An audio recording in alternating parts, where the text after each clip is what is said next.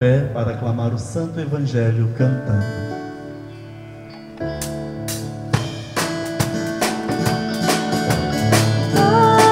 Aleluia, aleluia, aleluia,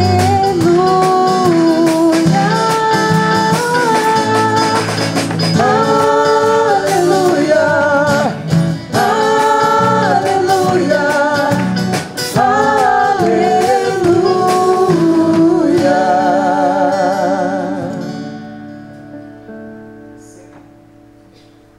O Senhor esteja convosco. Ele está no meio de nós. Proclamação do Evangelho de Jesus Cristo segundo Mateus. Glória a vós, Senhor. Naquele tempo, Jesus foi à região de Cesareia de Filipe e aí perguntou aos seus discípulos: quem dizem os homens ser o Filho do Homem? Eles responderam: alguns dizem que é João Batista, outros que é Elias, outros ainda que é Jeremias ou algum dos profetas. Então Jesus lhes perguntou: e vós, quem dizeis que eu sou? Simão Pedro respondeu: tu és o Messias, o Filho do Deus vivo. Respondendo, Jesus lhe disse: és tu, Simão, filho de Jonas, isso, mas o meu Pai que está no céu. Por isso eu te digo que tu és Pedro, e sobre esta pedra construirei a minha igreja, e o poder do inferno nunca poderá vencê-la. Eu te darei as chaves do reino dos céus. Tudo o que tu ligares na terra será ligado nos céus. Tudo o que tu desligares na terra será desligado nos céus. Jesus então ordenou aos discípulos que não dissessem a ninguém que ele era o Messias. Palavra da salvação. Glória a vós, Senhor. Aleluia, aleluia, aleluia.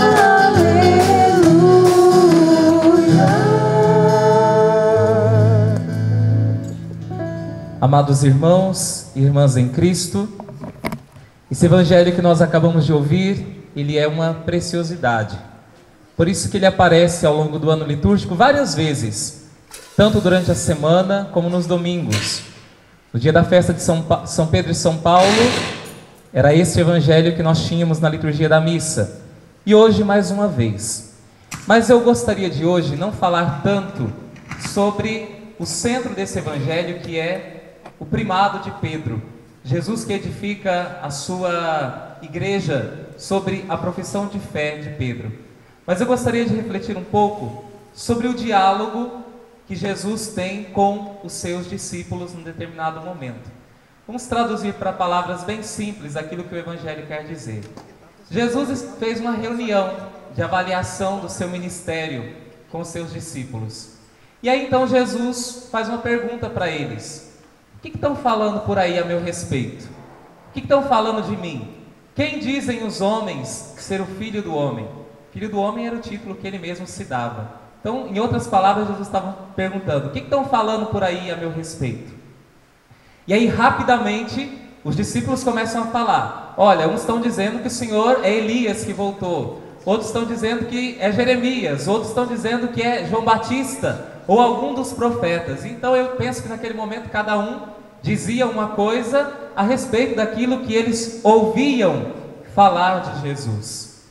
E aí de repente Jesus os surpreende. Jesus olha para eles e faz uma pergunta que deixa eles meio desconcertados: e vós, quem dizeis que eu sou? Eu penso que naquele momento foi um silêncio sepulcral. Ninguém tinha coragem de responder. Acho que um ficou olhando para o outro, ficou vendo quem teria coragem de tomar a palavra e responder a esta pergunta: e para você, quem eu sou? qual o lugar que eu ocupo na sua vida? Quem eu sou para você? E aí então Pedro, movido por Deus, movido pela ação do Espírito Santo, toma a palavra e diz: Tu és o Messias, o Filho do Deus vivo.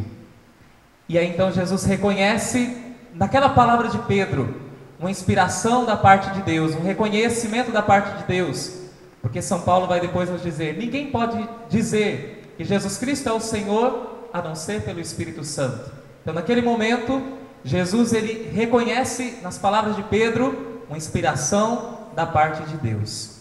E é justamente sobre esta pergunta que Jesus fez aos apóstolos naquele tempo que eu gostaria também de refletir um pouco, porque esta pergunta é a pergunta que Jesus hoje ele está dirigindo para mim e é a pergunta que ele está dirigindo para você no encerramento deste encontro. Nesta avaliação do ministério que Jesus fazia uma avaliação do próprio ministério, e talvez a pergunta que nós devemos fazer para avaliarmos o ministério que nós exercemos na igreja é essa: quem é Jesus para mim? Que lugar ele ocupa na minha vida? E nós poderíamos encontrar muitas respostas para essa pergunta. Alguns respondem a esta pergunta dizendo: olha, Jesus é alguém que tem palavras muito bonitas, palavras muito sábias, palavras que nos instruem para viver bem. E se a gente for pegar e ver isso, até pessoas de outras religiões que não são cristãs consideram Jesus como um sábio. Os budistas, os hindus, como por exemplo Mahatma Gandhi, que era hindu, admirava as palavras de Cristo, achava Jesus um homem muito sábio. Ou os próprios muçulmanos, que consideram Jesus como um grande profeta. Então uma resposta para essa pergunta é: Jesus é alguém que tem palavras bonitas para nos ensinar, para nos exortar. Mas para nós que somos cristãos, isso não basta, isso não cola. Não simplesmente, claro, Jesus tem palavras bonitas que nos exortam, mas não é simplesmente isso. Uma outra resposta que poderia ter: Jesus é alguém que nos dá um grande exemplo de vida. Jesus é alguém que nos dá um grande exemplo de vida. Mas esta resposta também, ela não é a resposta total para esta pergunta. Não é a resposta. Jesus não é apenas um grande exemplo. Porque se nós olharmos na história da humanidade, nós vamos ter outros homens e mulheres que também construíram a sociedade, que construíram os povos, que foram um grande exemplo. E qual é então a resposta para esta pergunta?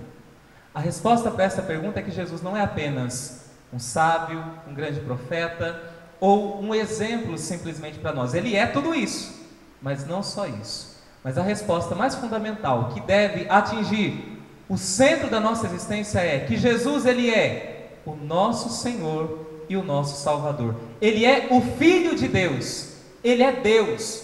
Porque, se nós formos olhar, outras pessoas também tiveram palavras bonitas, mas não têm o poder de salvar. Outras pessoas também têm um grande exemplo para nos dar, mas não têm o poder de nos salvar, não têm o poder de nos resgatar, não têm o poder de transformar a nossa vida. Quem é Jesus para nós? Jesus é o meu Senhor e o meu Salvador. Ele é o Filho de Deus, Ele é o próprio Deus. E porque Ele é Deus, Ele pode me salvar. Nenhum outro, não há outro nome dado aos homens sobre esta terra pelo qual possamos ser salvos, a não ser pelo nome de Jesus. Então, Jesus tem palavras bonitas, sim, Jesus tem exemplos, sim, mas somente Ele é Deus, e por isso a nossa fé se fundamenta nisso. Tu és o Messias, o Filho do Deus vivo.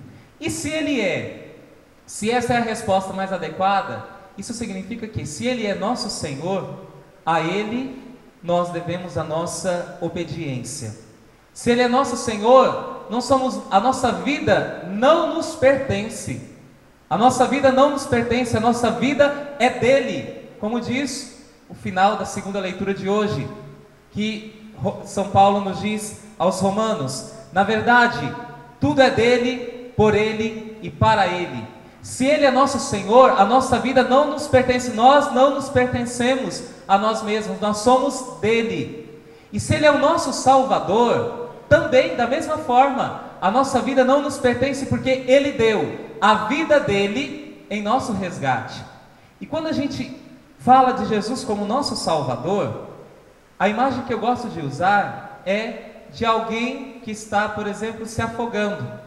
E alguém está num rio se afogando e ele já não vê mais chance de vida para si. Está se afogando, sabe que vai morrer, não tem mais chance de se recuperar, sozinho, não consegue sair daquela situação, não consegue sair daquela situação de morte. Então, de repente, alguém vê aquela pessoa se afogando e livremente decide arriscar a sua vida e vai lá e resgata aquela pessoa e retira aquela pessoa daquela situação de morte.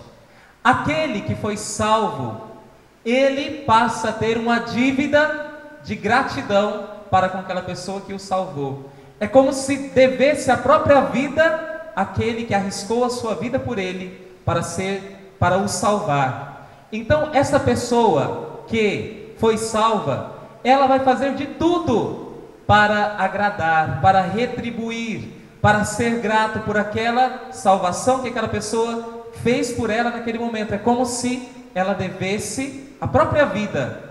Ela nasceu de novo por causa daquela pessoa, então é como se devesse a própria vida para aquela pessoa. Muito mais é com Cristo.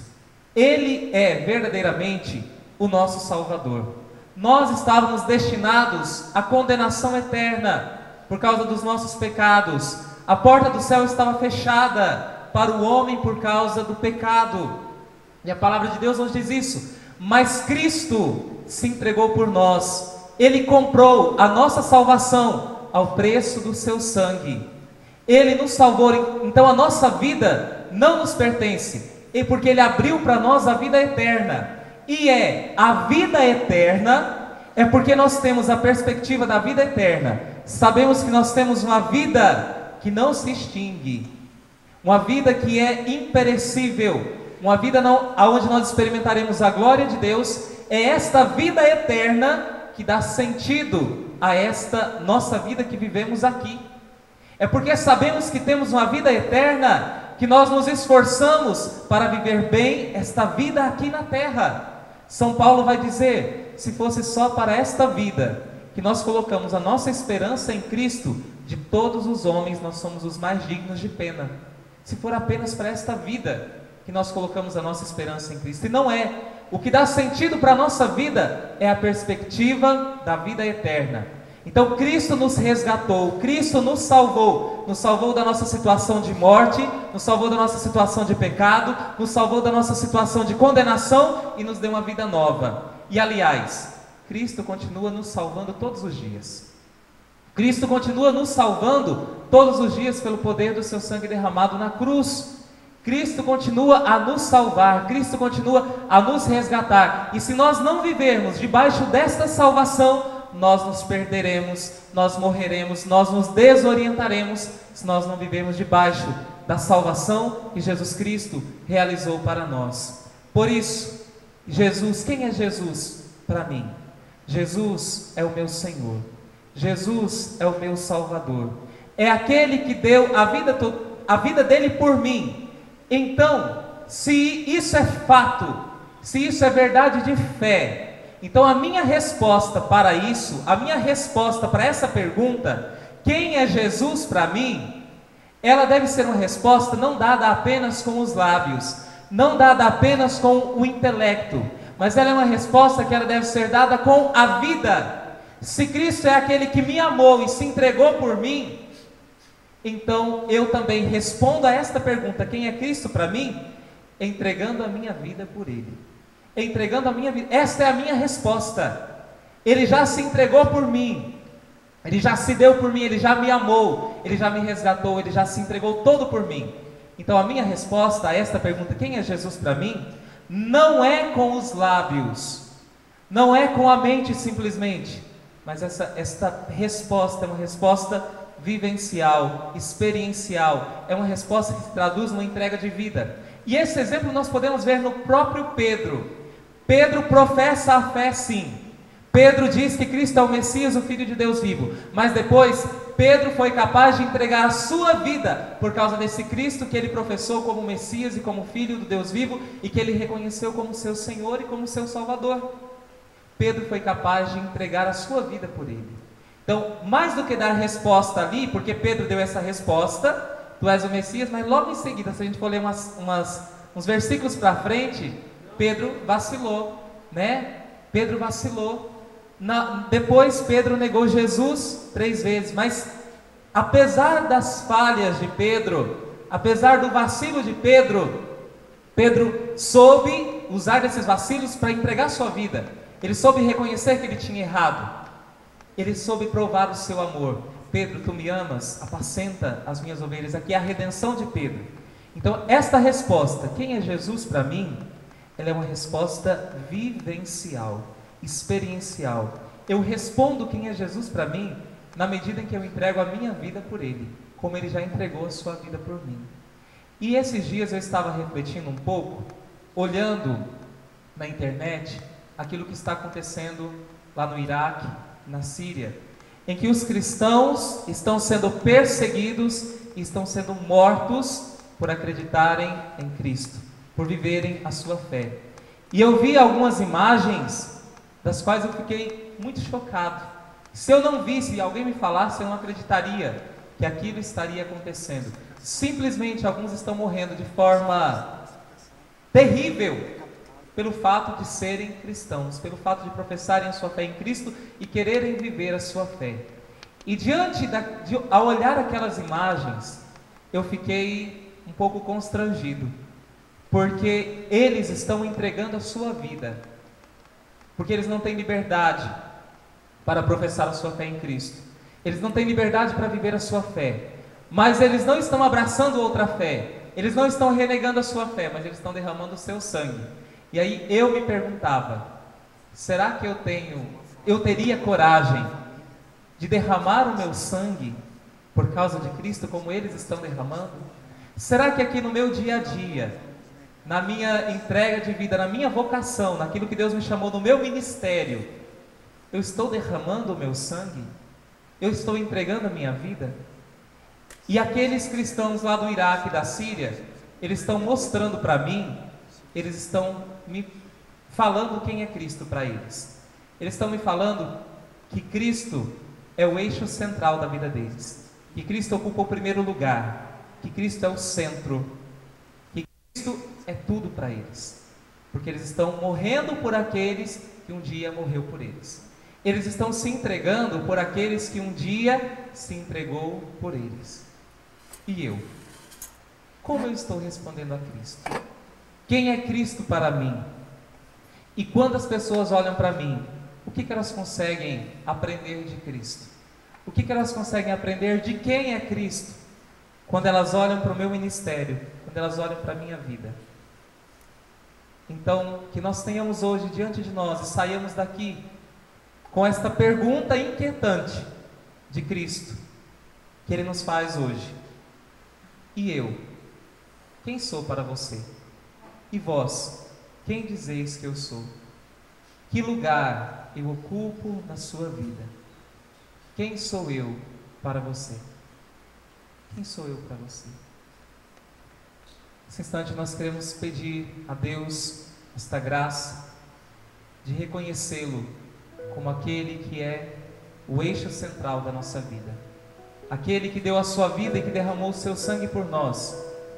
Nós queremos também entregar a nossa vida por Ele. Nós queremos também dar o nosso tudo, aquele que não se poupou, mas deu o seu tudo para a nossa salvação. Senhor, nós queremos Te honrar. Convido você a olhar para esse crucifixo que está aqui. E nele nós queremos reconhecer quem é Jesus para nós. Jesus é o próprio amor entregue, o amor crucificado, o amor que não se poupa, o amor que se doa totalmente, o amor que se deixa ferir, o amor que não tem medo de amar, tendo amado os seus que estavam no mundo, até o extremo os amou. Senhor, nos ajuda a não termos vergonha de Ti, vergonha de professar o Teu nome, vergonha de vivermos plenamente o ministério que o Senhor nos confiou. Ajuda a não termos medo de nos entregarmos assim como o Senhor se entregou por nós, sem reservas, sem escrúpulos, sem limites. Tu és o nosso Senhor, Tu és o nosso Salvador. Nós lhe devemos a nossa vida e nós temos para contigo uma dívida de amor. Nós temos para contigo uma dívida de gratidão.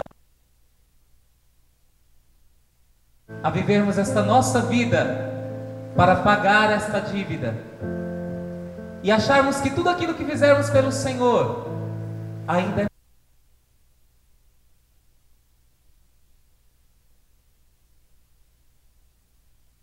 nós, diante de todo o pecado que o Senhor tomou, diante de toda a chaga que o Senhor curou do nosso coração, tudo aquilo que fizermos pelo Senhor ainda será pouco. Todo esforço, todo cansaço, toda fadiga será pouco diante daquilo que o Senhor passou por nós. Tu és verdadeiramente o nosso Senhor, o nosso Salvador. Nós queremos te pedir, Senhor, se em algum momento da nossa vida algo estiver ocupando o teu lugar, toma o teu lugar em nós, Senhor. Toma o teu lugar em nós, Senhor.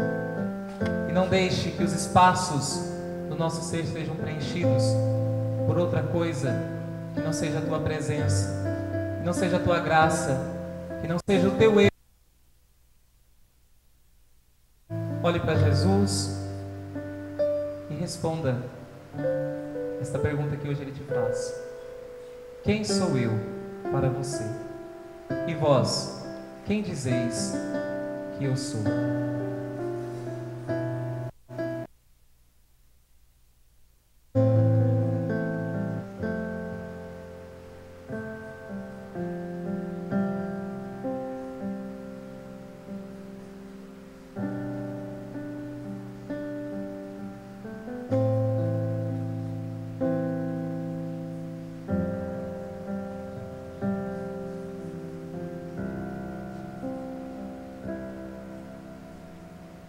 E alicerçados na profissão de fé de Pedro, fiquemos em pé, irmãos e irmãs, e juntos também nós professemos a nossa fé em Deus, dizendo: creio em Deus.